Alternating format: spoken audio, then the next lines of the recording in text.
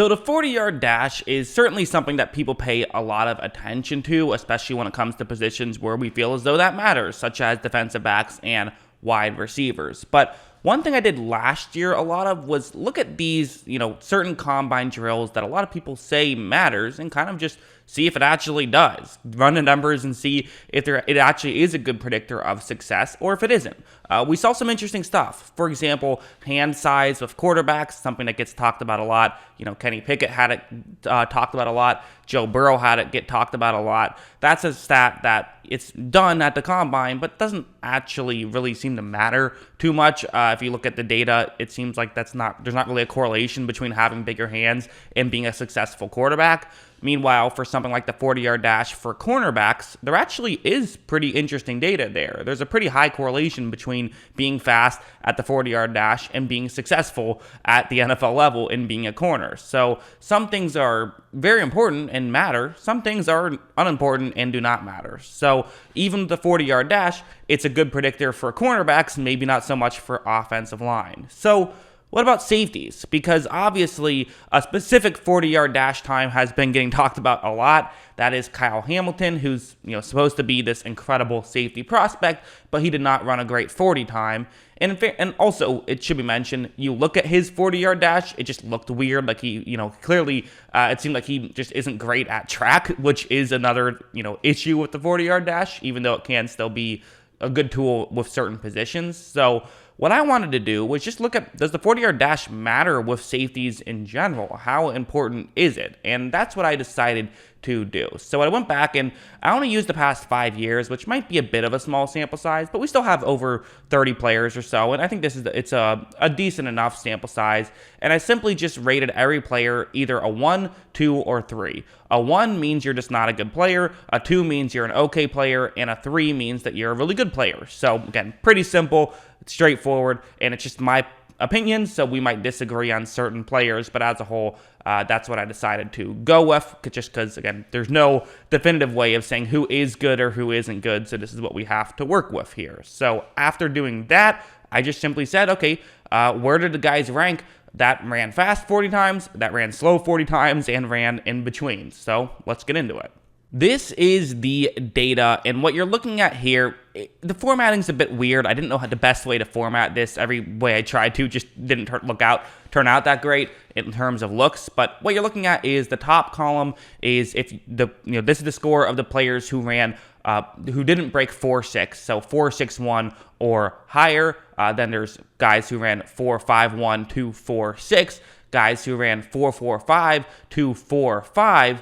And then guys who ran 4.44 or below. So in that top column, the 4.61, you see that the score was 2, which is a solid score, right? I mean, that's basically right at average. Just as many ended up with a 1 as ended up with a 3. The majority did end up with a 2 score there. Also worth noting with safeties, one of the big takeaways I did from doing this was just, hey, don't be afraid to draft a safety in the 2nd or 3rd round. Seems to be you can get some pretty good talent that way because those guys still tend to be pretty good. But anyway, so this is the baseline. And does it get better when you get lower? Well, to some degree, yes. The next category was 2.83 or 28-3 for all you Falcons fans out there. So this is an incredibly high number because keep in mind, the highest it can be is 3 and the lowest it can be is 1. So this is very much high up there. So, okay, guys in that range tend to be pretty good. The next step down, you do see that there is still some,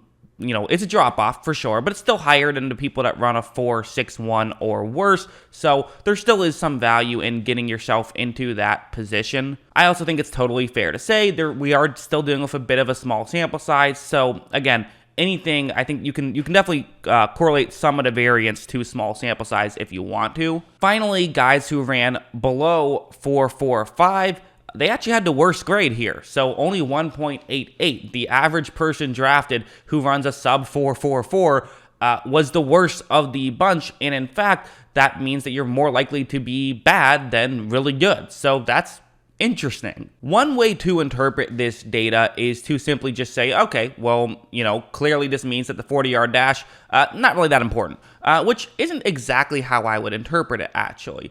I think it's fair to say, listen, just because a guy runs 4.3 at the safety position probably doesn't mean you should just go ahead and draft him because of that. The difference between having that kind of speed or 4.5 speed at the safety position doesn't seem to matter too much. Now, again, just me thinking personally, I feel like I would rather a fast safety than a slow safety. But my biggest thing that I think is kind of correlating this data a little bit and maybe adjusting the data a little bit is just the idea that I only did rounds 1 through 3. I didn't do every single safety drafted. And I did that kind of intentionally. But one of the issues with it is maybe a 5th round safety ends up getting drafted into 3rd round because they had a higher 40-yard dash time, even if they weren't actually that great at football. And so they get overdrafted because of their good 40 time.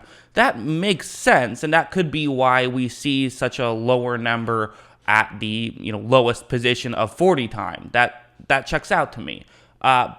If you believe that, this could also mean that maybe guys who run around 4.5, those are not necessarily the better than the guys who run 4.4, just those are the guys who are the best safeties that don't get overdrafted. You're not going to get overdrafted if you run a 4.5, but you could still be very good. Meanwhile, for someone who runs a 4.6 or worse, and again, I cut it off at 4.6, there's also, you can run 4.7 or 4.8. So if you're someone who runs a 4.7, for example, does that mean that, oh, well, it's clearly not an issue because guys who run a 4.4 actually perform worse than guys who run a 4.6 or worse?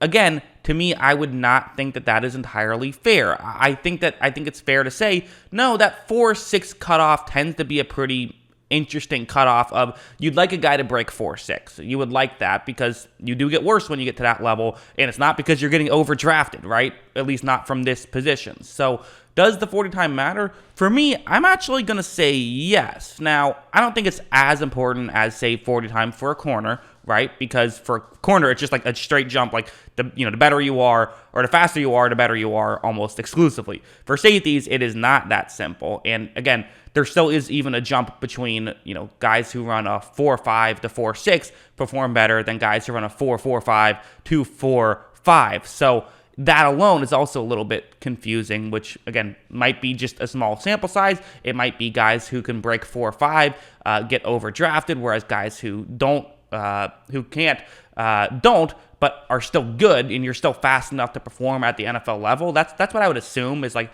as long as you break 4.6, you're fine.